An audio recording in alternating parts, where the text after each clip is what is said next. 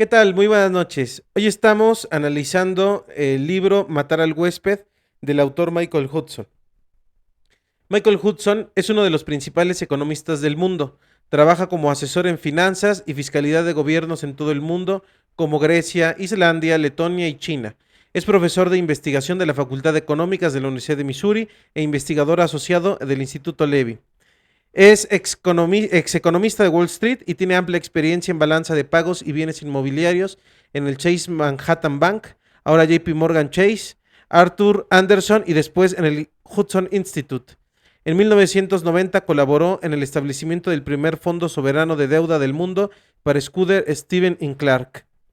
Este libro, como vemos en pantalla, su título es Killing the Host, salió en 2016 y se propone hablar sobre cómo el dominio del capital financiero nos ha llevado a lo que actualmente es el mundo. Entonces, si bien este libro ya tiene 8 años que salió publicado, los temas que trata son de manera directa económicas y hablan muy bien de la situación que actualmente que impera en el mundo.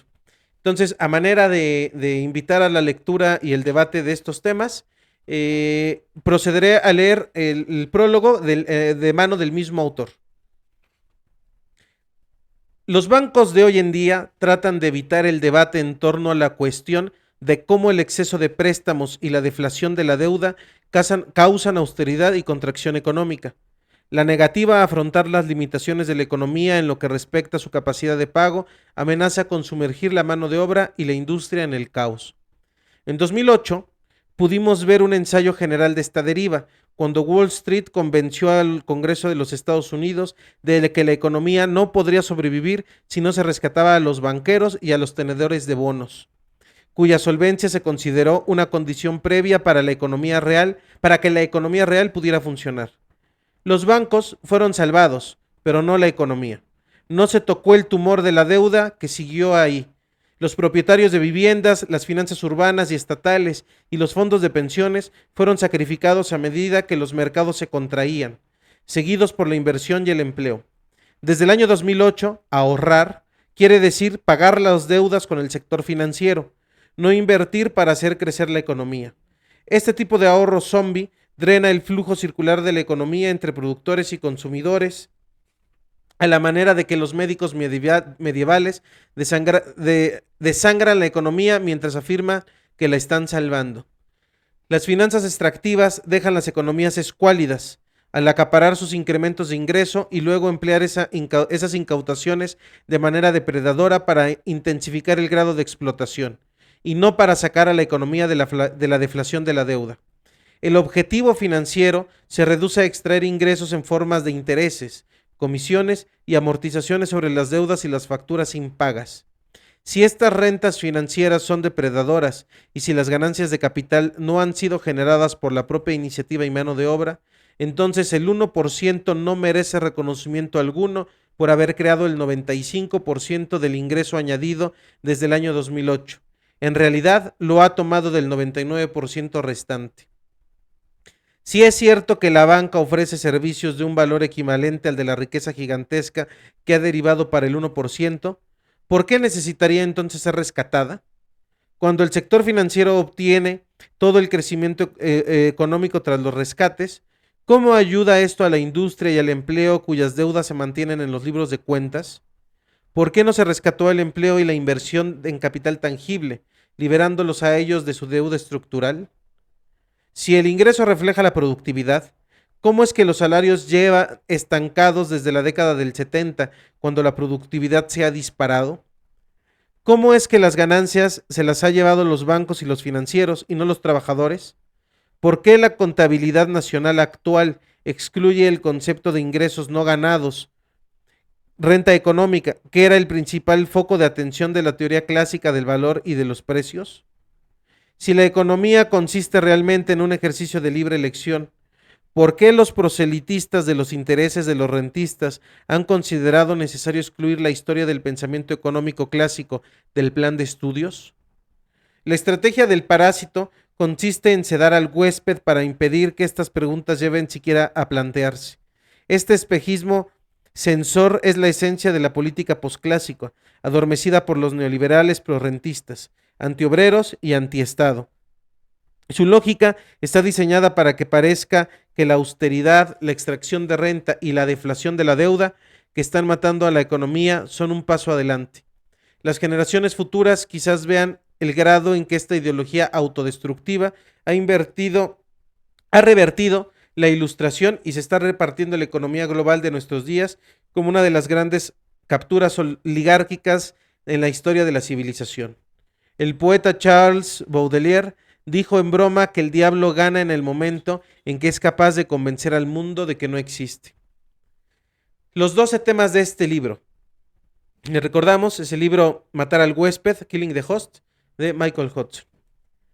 Continúa el prólogo, los 12 temas de este libro. El destino de una nación lo conforman dos conjuntos de relaciones económicas. La mayoría de los libros de texto y los economistas convencionales se centran en la economía real de la producción y el consumo, basada en el empleo de mano de obra, los medios tangibles de producción y el potencial tecnológico. Esta economía tangible, número 1, está envuelta en una red legal e institucional de crédito y deuda, relaciones de propiedad y privilegios de dominio, mientras que la economía número 2 se centra en los sectores financieros, inmobiliario y los seguros, también llamado sector FIRE. Esta última, la economía de la deuda y la propiedad, traduce sus ganancias económicas en control político a fin de hacer cumplir el pago de las deudas y mantener el control de propiedades, recursos naturales o privilegios de renta monopolística, normalmente heredados. Los intereses y las rentas son pagos de transferencia desde la economía número 1 hacia la economía número 2. Sin embargo, la economía dominante representa todos los ingresos, incluidos los de los propietarios absentistas y los de los especuladores de Wall Street que reciben rentas e intereses estructurales como si se hubieran obtenido de manera productiva. Aquí la ficción operativa consiste en suponer que todo el mundo gana en proporción a lo que contribuye a la producción. En efecto, la contabilidad del producto e ingresos nacionales trata cualquier beneficio que estas personas sean capaces de extraer como una contribución al Producto Interno Bruto o PIB, como si sus ingresos exorbitantes fueran el reflejo de una alta productividad. En vista de que su contribución se define como equivalente a sus ingresos, en realidad el PIB debería pensarse como coste nacional bruto. Es como si no hubiera nada parecido al parasitismo económico o a los costes innecesarios a la hora de vivir y de hacer negocios.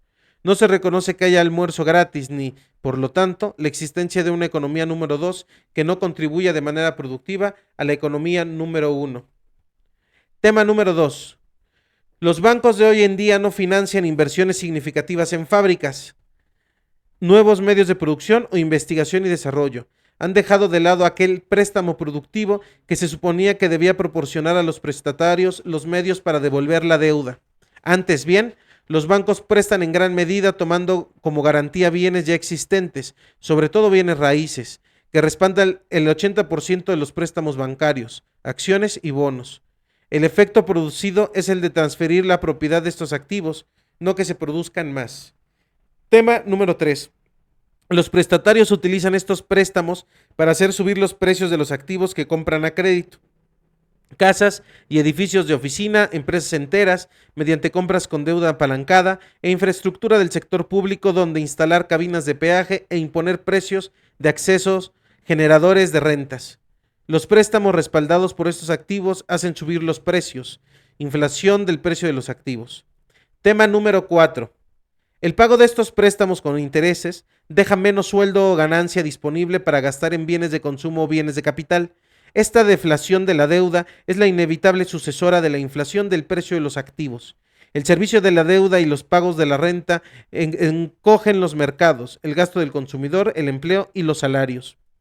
La austeridad dificulta el pago de la deuda. Tema número 5. La austeridad dificulta el pago de las deudas, al contraer los mercados y provocar paro. Por tal motivo, para que el capitalismo industrial pudiera prosperar, John Maynard Keynes instó a la eutanasia del rentista. Tenía la esperanza de que el foco de la búsqueda de negocio se apartara de la banca e implícitamente de sus principales mercados de crédito, con sus propietarios absentistas y sus monopolios de extracción de rentas privatizados. Tema número 6. La política dominante asume que las economías son capaces de pagar sus deudas sin reducir su nivel de vida ni perder propiedades. Sin embargo, las deudas crecen exponencialmente más rápido de lo que lo hace la capacidad de la economía para pagar. A medida que los intereses se acumulan y se reciclan, mientras se crea nuevo crédito bancario por vía electrónica, la magia del interés compuesto dobla y redobla ahorros y saldos de deuda en base a las leyes puramente matemáticas que son independientes de la capacidad de la economía para producir y pagar. La deuda de las economías se va apalancando a medida que las solicitudes de pago se concentran en manos del 1%. Tema número 7. Las deudas que no se pueden pagar no se pagarán. La pregunta es, ¿cómo es que no se pagarán? Hay dos maneras de no pagar. La forma más drástica y perjudicial, cuyo eufemismo es business as usual, es que las personas, las empresas o los gobiernos vendan o pierdan el derecho sobre sus activos. La segunda manera de resolver las cosas es reducir las deudas hasta un nivel en que sí puedan pagarse.